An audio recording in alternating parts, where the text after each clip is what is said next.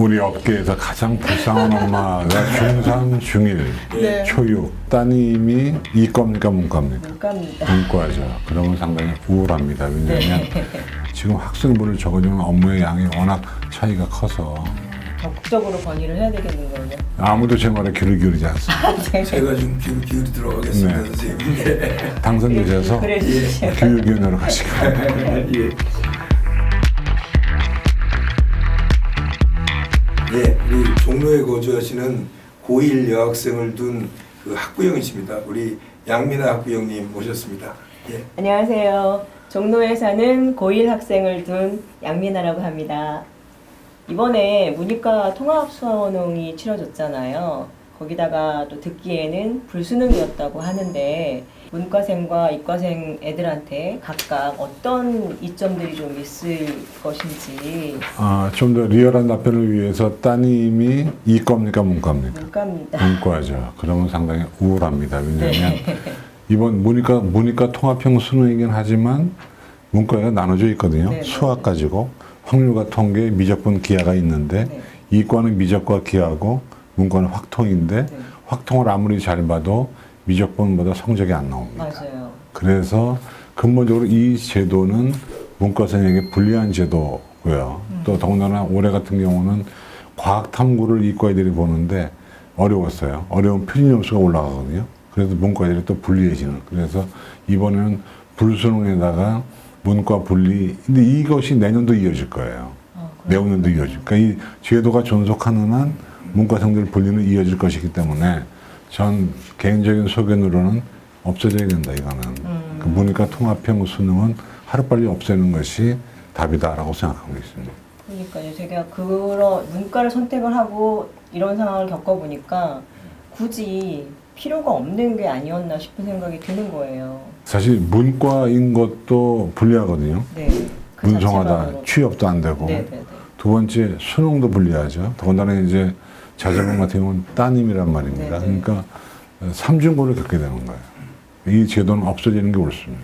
적극적으로 건의를 해야 되겠는 걸요. 아무도 제 말에 귀를 기울이지 않습니다. 제가 좀 기울이 들어가겠습니다, 네. 선생님. 예. 당선되셔서 그래 주시죠. 교육위원회로 가시기 바랍니다. 예.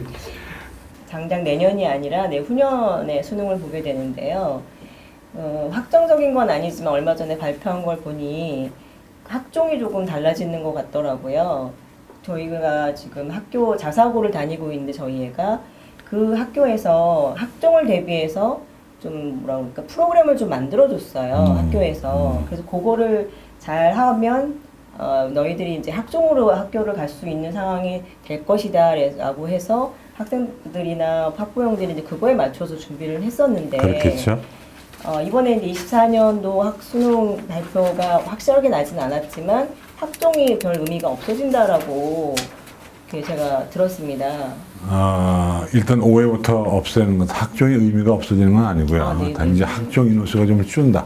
그러나 서울시내 주요 대학은 그래도 학종의 위력은 있다. 근데 문제는 평가의 패러다임이 변했다. 과거에는 교과 플러스 비교과였는데 이제는 비교과의 위력이 줄었기 때문에 정규 교육과정 이후의 비교과는 인정하지 않는다. 이를테면 수상 경력도 올해 고2까지는 상을 많이 받으면 좋거든요. 네네네. 올해 고1부터는 상이 필요 없습니다. 네, 전혀. 책이든 독서 활동도 고2는 적을 수 있는데 고1은 적어야 소용없는. 그러니까 한마디로 우리가 그동안 자사고에서 강점으로 가져왔던 비교과 프로그램들의 의미가 없어졌다. 그래서 자사고가 좀 손해볼 수 있다. 이런 상황이 지금 되어 있습니다. 그렇다고 하면 그런 이제 상위권 학생들은 사실은 크게 뭐 문제가 없을 것 같아요. 정시를 보면 되니까. 네. 근데 중하위권의 학생들인 경우에는 학종을 조금 노려서 이제 준비를 했었던 학생들도 있을 거란 말이죠. 근데 그렇지 않은 상황이 지금 돼버렸으니 어떤 전략을 좀 가져가는 게 좋을까요? 그래도 학종의 위력은 여전하기 때문에 역시 중위권, 중하위권 친구들은 내신 잘 받고 거기에 그나마 있는 비교과 프로그램을 충실하게 이수하면 되는 거예요. 그러니까 독서 활동도 반영되지 않지만 그걸 세부님이 특기상에 집어넣으면 반영될 수 있고 봉사 활동도 단체 봉사 열심히 하고 자율활동 진로 활동도 나름대로 그 안에서 열심히 하면 되기 때문에 제가 볼 때는 위력이 없다가 아니라 패러다임이 변했지만 충실하게 하면 된다. 그럼 일반 고우 학생들이 이제 학종을 준비하고 이러는 과정도 뭐 자사고 학생들이 준비하는 과정이랑 다를 바가 없겠죠. 과정은 똑같은데 예, 예. 블라인드 테스트에서 일반고는 다소 유리한 점이 있고요. 예, 예. 광사고는 조금 다소 불리한 점이 있어요. 아, 예, 예, 예. 내신 받기 어려우니까. 예, 예, 예. 그러니까 엄마가 얼마만큼 아느냐가 또 따라서도 그게 잘못된 거죠, 실은. 예. 엄마가 아무것도 몰라도 그렇죠. 애만 열심히 하면 좋은 대학을 갈 수 있어야 되는데 예, 예. 지금은 애가 못해도 엄마가 좀 빠리빠리하게 움직이면 좋은 대학 갈 수 있는 길이 생기니까 네. 그게 문제인 거죠. 네. 아무튼 제가 좀 더 빠리빠리 해보도록 하겠습니다. 예, 알겠습니다. 오늘 말씀 감사합니다. 예, 네. 고맙습니다. 예. 네, 안녕하세요. 반갑습니다. 종로에서 새 아이를 키우고 있는 김하영입니다. 반갑습니다. 안녕하세요. 예, 우리 김 회장님 또 아이가 또 중3짜리가 있으시잖아요. 네네. 아무래도 또 중3이 입시에 가장 중요한 때라는 네. 얘기가 있다 보니까 또 우리 오늘 저희 선생님 만나서 또 여쭤보고 싶은 게 많으시겠어요. 네, 제가 중3도 있고, 중1도 있고, 그리고 선생님 초등학교 6학년도 있습니다. 우리 업계에서 가장 불쌍한 엄마가 중3, 중1, 네. 초육 네, 엄마인데 다 걸려 있습니다. 다 걸려 있고요. 네.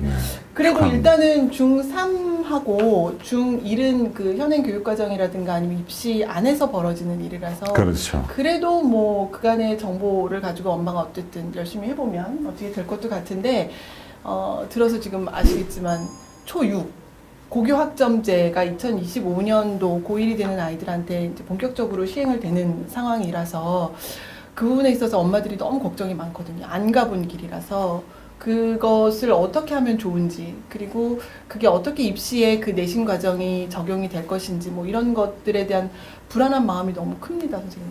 근데 이제 우리만 안 가본 게 아니라 모두가 안 가본 길이기 때문에 크게 신경 쓸 건 없고요. 네네. 학점제라서 별거 아니거든요. 애들이 선택을 해서 학점을 따면 이수하는, 네. 그러니까 대학교와 비슷하다 생각하면 되는데 어려운 개념이 아닙니다. 왜냐하면 그 어차피 교육과정 내에서 선택을 하는 건 지금하고 똑같기 때문에 지금과 큰 차이가 없다라고 이해하시면 됩니다. 그리고 수업 시수만 좀 줄어든다. 이것뿐이지 지금하고 차이는 없다. 선생님, 수업 실수가 줄어드는 거는 이해를 했는데 아이들이 이제 아이들의 성향에 맞춰서 아이들 관심 분야로 이제 과목을 선택해서 들을 수 있다, 뭐 이런 학생 중심 제도라고는 얘기를 하고 있지만 그게 현실적으로 가능한지와 그리고 이게 진행되는 과정에서 저희가 지금까지 알고 있는 정보로는 고등학교 그 1학년 1학기 과정 안에 진행되는 그 등급이 결국은 수능의 변별력을 좌우하는 기준이 될 것이다 라고 얘기를 하니까 엄마들은 그러면 이 고등학교 1학년을 애들을 어떻게 그 한 해를 보내야 되는지 벌써 머리가 아프거든요. 근데 이제 중요한 사실은 우리나라 입시는 대학 4년 예고제가 돼 있기 때문에 네네. 예, 정확한 거는 이제 중3 돼봐야 아는 거죠. 그러니까 네. 초 6학년 애들이 중3이 됐을 때 제도가 발표되는 거기 때문에 네. 아직은 몰라요. 그리고 저희들 업계에서는 과연 학점제가 되겠나?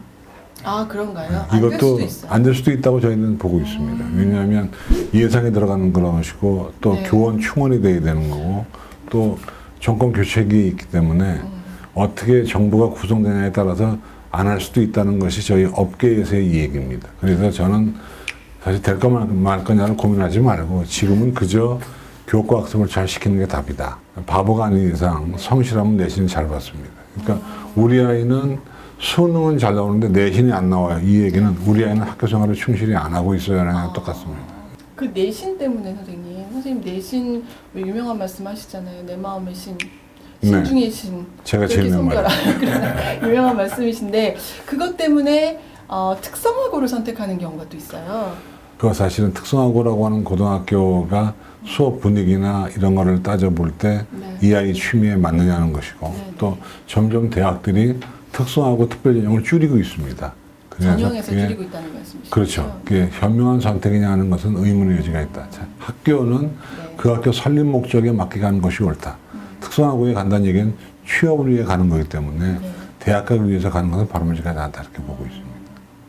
그러면 선생님 결국은 이제 이 과정이 대학 입시를 잘 치르기 위해서 내신을 잘 받기 위해서 뭐 이런 과정을 지금까지 설명을 해주신 건데 내신 잘 받는 것도 중요한데 그 학생부를 얼마만큼 잘 써주시느냐 뭐 이런 얘기들을 하잖아요. 근데 그 상위권의 학생들, 내신을 잘 받는 학생들한테 선생님들은 되게 성의권 열심히 써주시는데 성적이 내신이 잘 나오지 않는 학생들한테는 잘 안 써주신다. 뭐 이게 물리적으로 사실 정말 어려운 일인지 선생님들이 일일이 그 반 아이들을 다 성의권 써주시기는 어려워서 갈 수 있는 학생들만 선별해서 열심히 써주시는 건지 그 중하위권의 엄마들 입장에서는 섭섭한 면이 없잖아 있거든요. 그렇겠죠. 이제 제가 교사 경험을 해본 경험자로서 말씀드리면 네. 옛날에 저희들이 교사할 때는 한 반에 56, 7명씩 있었어요. 지금은 21, 6명 있거든요. 그러니까 모든 아이를 꼼꼼하게 써줘도 되고 네. 써줄 수 있는 여건이 됩니다. 네. 그런데 현실적으로는 쉬운 일은 아닙니다. 쉬운 왜냐하면 일은 아니에요. 옛날에 저희들이 교사할 때 업무의 양과 지금 학생부를 적어주는 업무의 양이 워낙 차이가 커서 근데 이제 공부를 못해도 애가 착실하고 뭐 성실하고 책임감이 있으면 잘 쓸 수 있거든요. 네. 그러니까 결국 저는 교사하고 아이하고의 케미가 좀 잘 맞으면 잘 쓸 수 있다. 아이의 장점을 발견해낼 수 있다 저는 이렇게 보고 있습니다. 저는 이제 학부모 입장에서 말씀을 드리자면 그 아이들을 키우는 데 있어서 학부모의 인식이 개선돼야 되는 부분이 가장 크다고 생각하고요. 학부모가 아이를 무조건 대학에 넣고 싶다는 마음이 있으니까 채찍질을 하는 거고 끌고 가는 거고 그 안에서 아이들은 우리 엄마가 그렇게 하니까 끌려가다가 마지막에 대학에 붙었음에도 불구하고 안 좋은 선택을 하거나 뭐 극단적인 선택을 하는 친구들이 나타나는 걸 보면 자기가 스스로 생각해서 필요하다고 생각하고 대학에 가는 친구들을 위해서 주변에서 많은 도움을 주고 하지만 그것을 원하지 않는 경우에 부모가 그 아이들의 개성이나 재능을 다른 방향으로도 시선을 돌려서 지원해 줄 수 있는 그것은 학부모들의 역량 강화가 조금 이루어지고 인식 개선이 이루어져야 되는 게 그런 부분이 있지 않나라는 생각을 해봤습니다. 회장님을 교육부로 감사합니다. 하여튼 오늘 네. 기자님 감사드리고요. 네, 감사합니다. 오늘 또 우리 그 시간 내주셔서 특별히 저희 그 정문화 스튜디오 그 1번 출연자로 나오신 우리 이만희 선생님께 감사 말씀드리겠습니다. 아유, 고맙습니다. 고맙습니다. 감사합니다. 네. 고생하셨습니다. 예.